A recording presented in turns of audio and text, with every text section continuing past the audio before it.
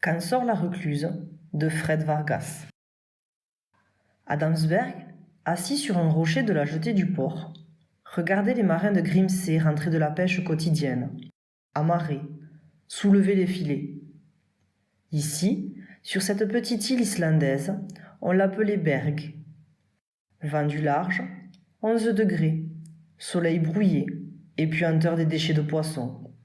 Il avait oublié qu'il y a un temps, il était commissaire, à la tête des 27 agents de la brigade criminelle de Paris, 13e arrondissement. Son téléphone était tombé dans les excréments d'une brebis, et la bête l'y avait enfoncé d'un coup de sabot précis, sans agressivité. Ce qui était une manière inédite de perdre son portable, et Adamsberg l'avait apprécié à sa juste valeur. Gunnlaugur, le propriétaire de la petite auberge, arrivait lui aussi au port, prêt à choisir les meilleures pièces pour le repas du soir. Souriant, Adamsberg lui adressa un signe. Mais Gunnlaugur n'avait pas sa tête des bons jours.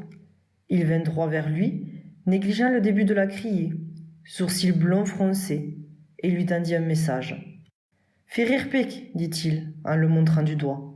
Pour toi. Egg? Moi ?»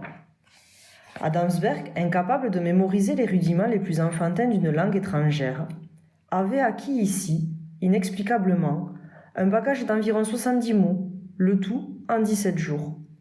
On s'exprimait avec lui le plus simplement possible, avec force geste.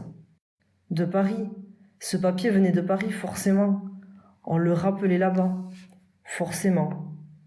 Il ressentit une triste rage et secoua la tête en signe de refus, tournant son visage vers la mer.